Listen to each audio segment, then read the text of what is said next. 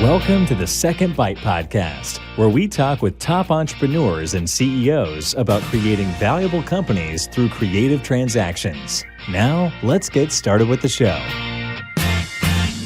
Welcome to the Second Bite podcast. I am Todd Taske, your host. Aaron Levenstadt is our guest today, and this is going to be a really interesting one because Aaron is an ex-Google guy, built a great agency, did a transaction with that agency, now has Agency Alliance, which I'm also pretty fascinated about, and I want to unpack all of those things. So, Aaron, thank you for making time to join me today. Thanks, Todd. Happy to be here. Well, first, before we start, let me thank our friends at Fiscal Advocate. Fiscal Advocate is a financial firm that helps agency founders get their financials organized properly and also be able to see that visually so that they can make good business decisions based on their financial data. Their contact information is in the show notes, so you can find them there. All right, Aaron, let's go back to the beginning. And I think the beginning is at the end of your time at Google. You started there, and then you founded a firm called Pedestal. Can you take me from there?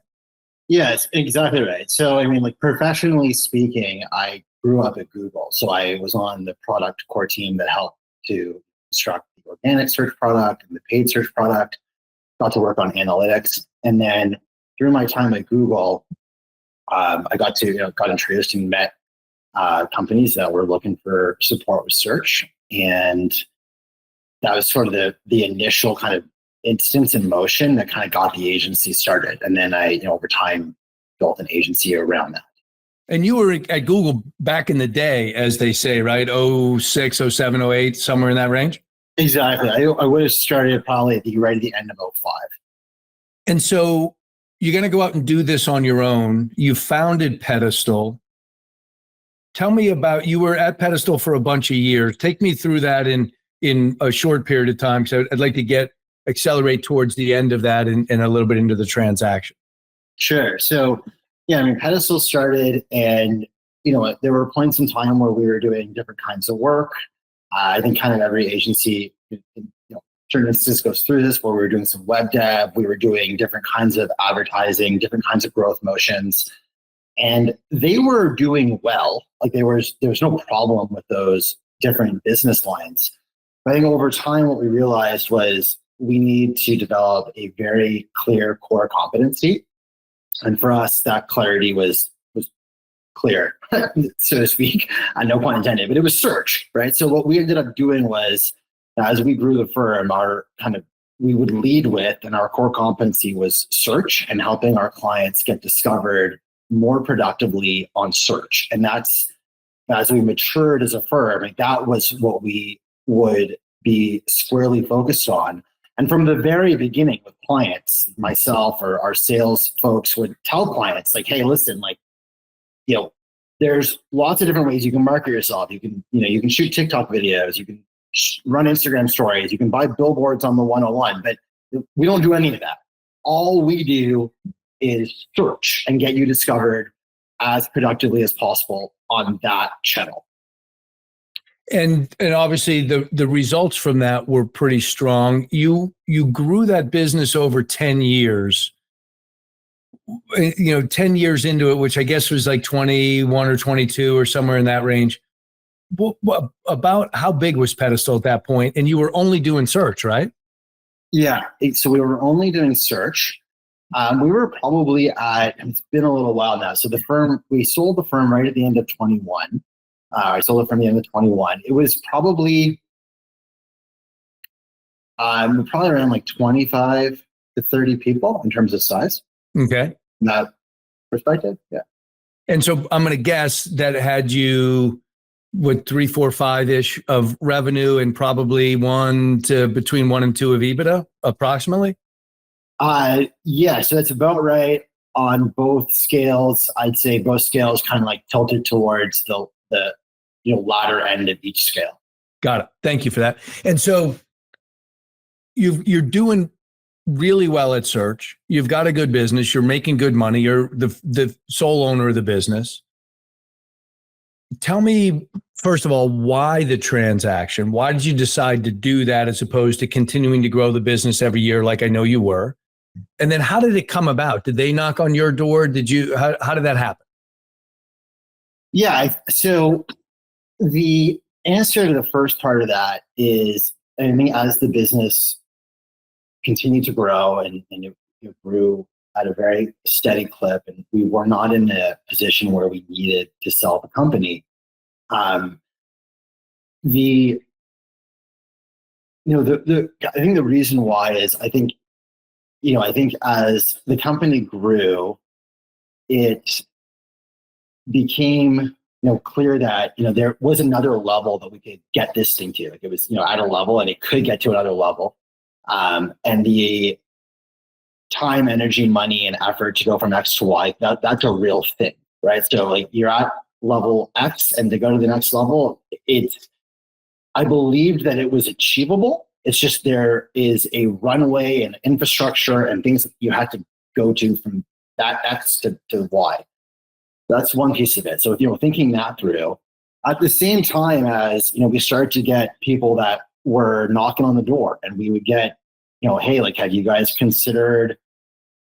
Hey, Aaron, have you considered selling the business? And we would get people reach out to us, and I started talking to people at that time and kind of got some good advice. And I think part of that advice is, and I think this is something that every business owner needs to think through at different points in time, is like, what is enough? And I think this is from an economic standpoint.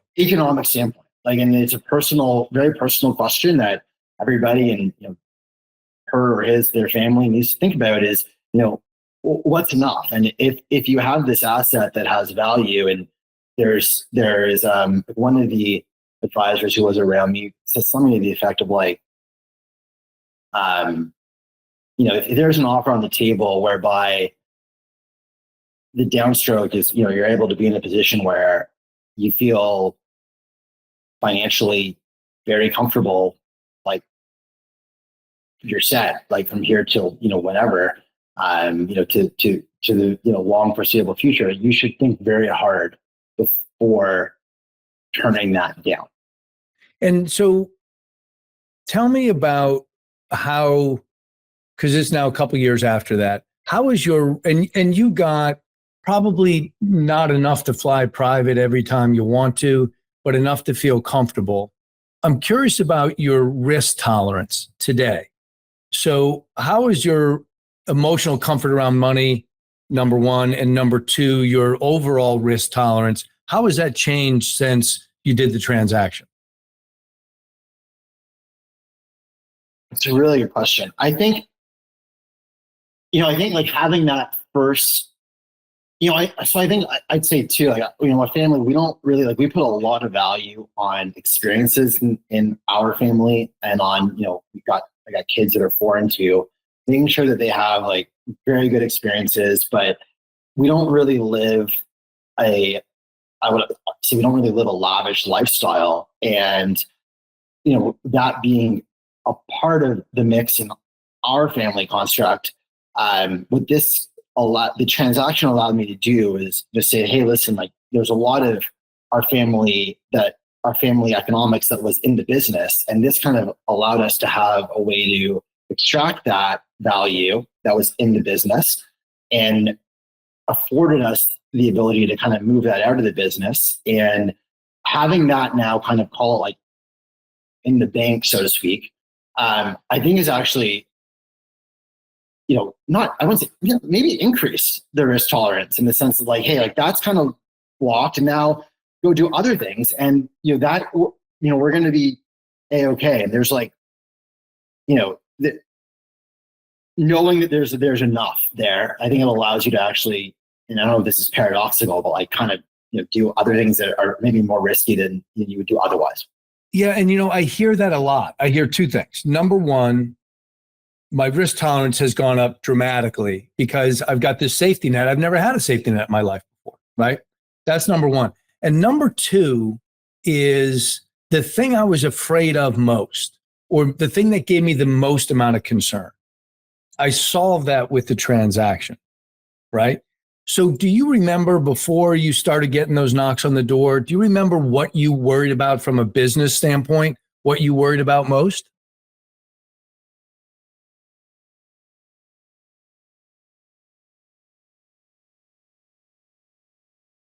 from a business standpoint. Like, for example, you're SEO only. I know a lot of folks, I know most marketers don't do SEO only, right? They do direct mail, they do paid, they do social, they do everything else, right? And so were you worried that you weren't going to offer all those? Were you worried that you had to offer all those and you were going to delve into things you didn't know? Was there a solve that you got from that transaction that made that worry go away? That in combination with the money was the right combination for you to move forward?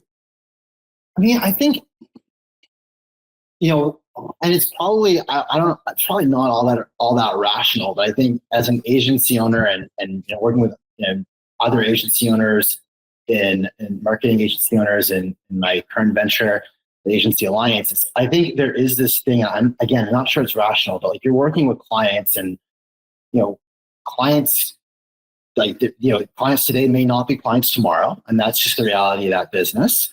And you do everything you can to make your clients happy, but things can happen outside of your control. And a good example of this is the move from like COVID, where interest rates were 0 or below 0, and there was tons of budgets for everything in the advertising world, to a different economic environment in 22, 23, and arguably now in 24, where it's a different economic environment, and there's different budgets and different allocations for those budgets that can change dynamics of how brands interact with agencies, no matter how good you are. Right. I think that kind of that I'm trying to think back, and it's been a little while, but that was probably a part of it. It was like there are things that are just outside of your control, no matter how great you are in what you do. And then you ultimately did a transaction with who? The company that we did a transaction with they're called Republic's Platform Technologies. Got it. And so when you did the transaction with Republic's, what was the deal? Why them? Why did you? Because you were getting multiple inbound calls. Why did you do it with Republic's, number one? And number two, was it a combination of cash and earnout and equity? Yeah, I think as we started having conversations, it was a combination of like fit. It's definitely a part of it. And I think anybody that's thinking about going through this down the road at any point should be thinking about that.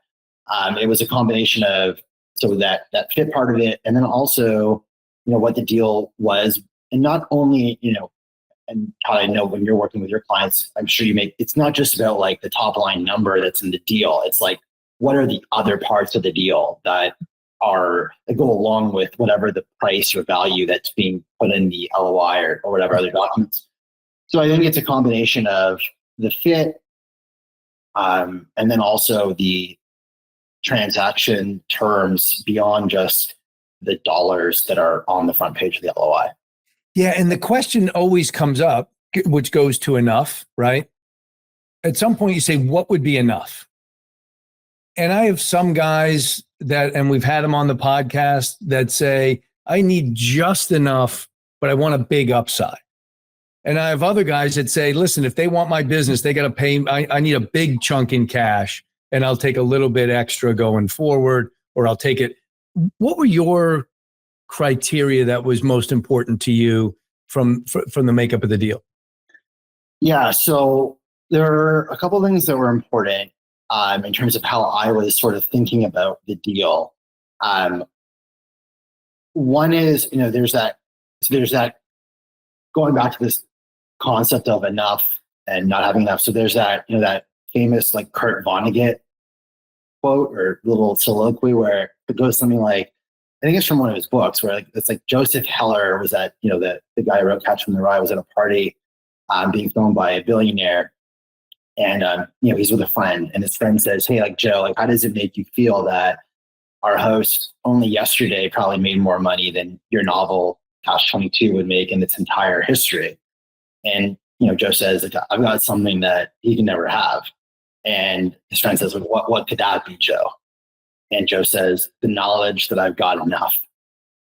So this idea of like, hey, like, within the transaction, no matter what the top line number is, the downstroke should be enough for you if you're selling something that has real value, in my opinion, would be a big part of it, is knowing that the downstroke on close is enough for you in terms of what your goals and objectives are around it. Yeah, and so enough is an ambiguous term, and I hear a lot of guys will come up with what I think is a random number, because it's usually like I need 10 or I need 20 or I need 5 or I need whatever number it is, right? And the right number is never that rounded. So I'm not sure how much thought actually went into that for most people. I know you gave it a lot of thought. Was it a multiple of EBITDA that if I get that at close, that's enough? Was it a multiple of your income to say, well, that's 10 years worth of my income and that's enough? And did you, after you answer that one, did you think this will be the last time I do a transaction, so I got to make this one work?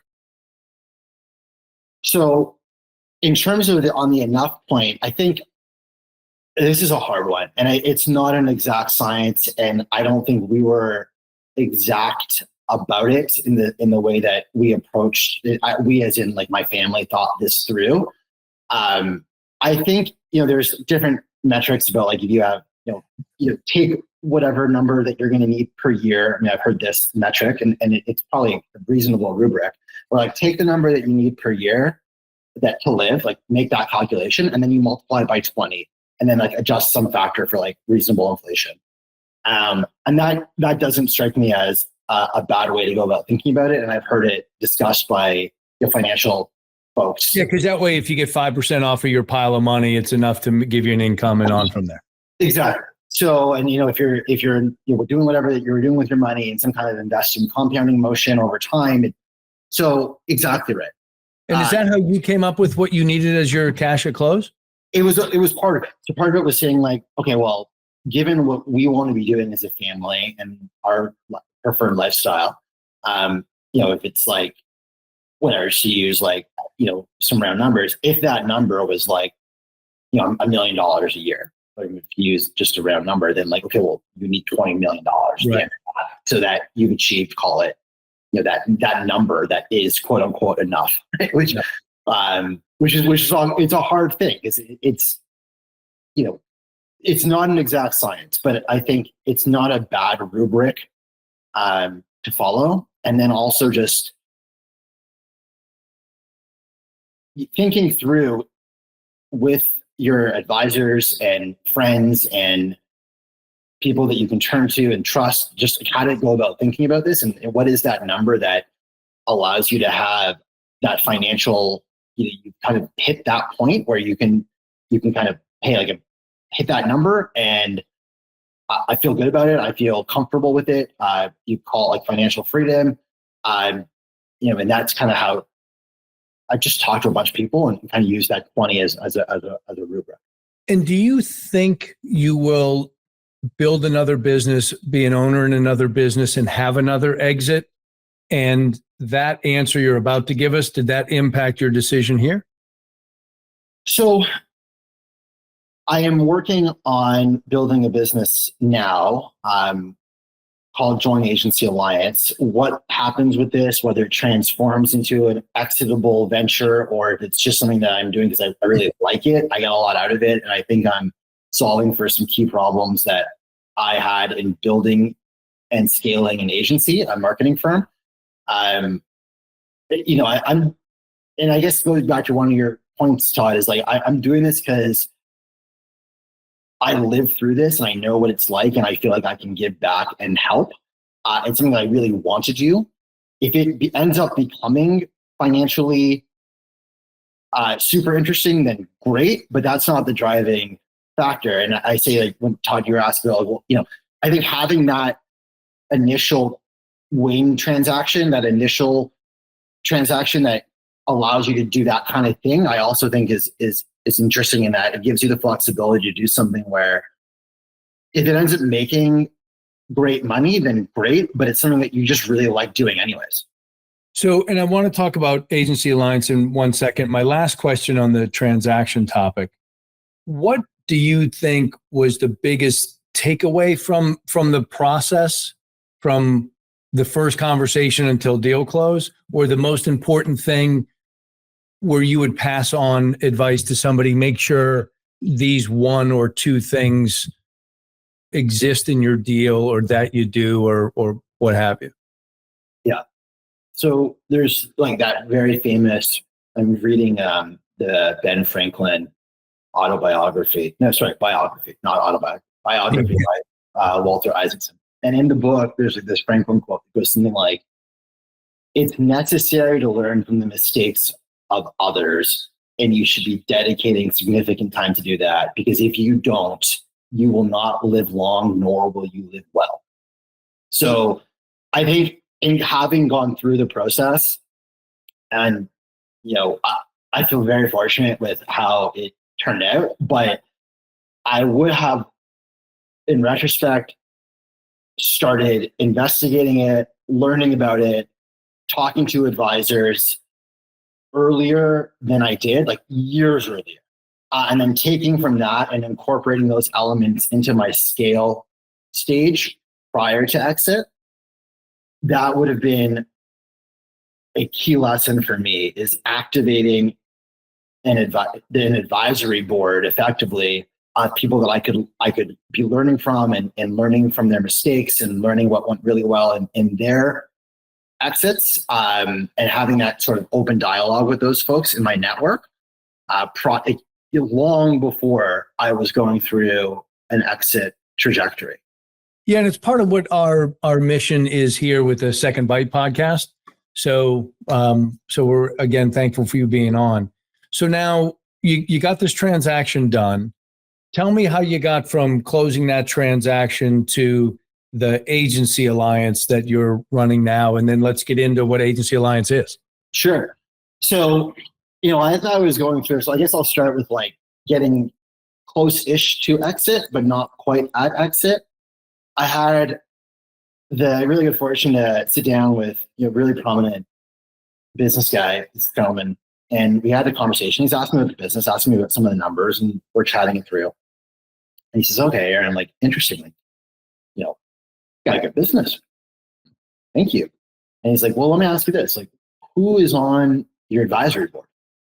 I was like, "I mean, I got like friends that I like, people in business I turn to have like back and forth and business conversations with." He's like, "No, I don't mean that. I mean, like, who's on your advisory board? Like, who do you have as like your advisory board?"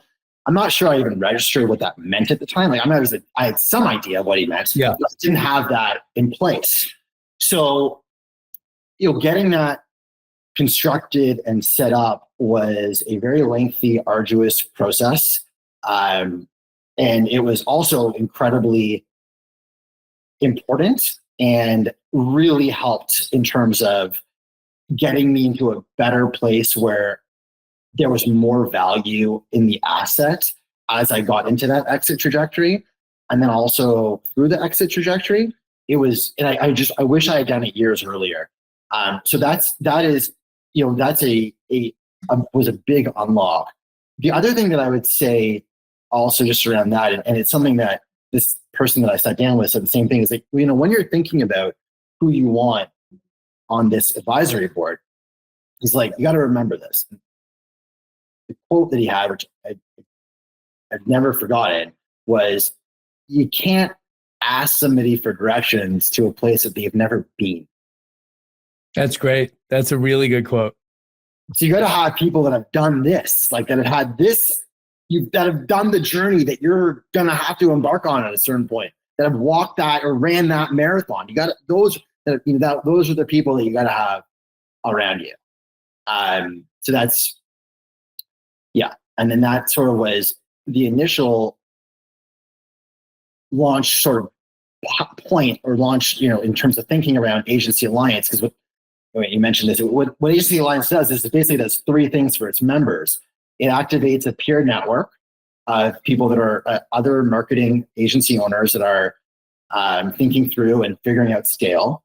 It gives you access to people that have done it. So we have exited marketing agency owners that have had very successful exits, that are giving sessions and having one-on-ones with members And then the third thing that it does is it actually runs marketing initiatives for the member firms. So it is running lead generation for the members in the community, and it's doing that in a way that members really can't do on their own. So it offers the network of peers, the education from the successful owners, and lead generation, and you really need all three of that trifecta to scale effectively. And that I learned that through my journey. And so this is a relatively new venture. What's participation like? What's feedback like? It certainly seems as though, once your eyes are open to what you don't have, that this is a really quick and effective way to establish that group of other people that can encourage and direct and advise. Yeah, I think what we've learned since we started that it's for certain agency leaders and it's not for others. And the big distinction there is, there are folks that are interested in running kind of like a lifestyle business, and like nothing wrong with that. That is an option. But if you're not interested in scaling, figuring out scale, driving leads, because leads are a prerequisite to this. You cannot scale without leads. And then also having the education infrastructure to scale right around the leads. You're running a lifestyle firm and that's what your objective is. Again, that's totally cool. And there's, that's what you're optimizing for. This isn't for you. And it's kind of like that.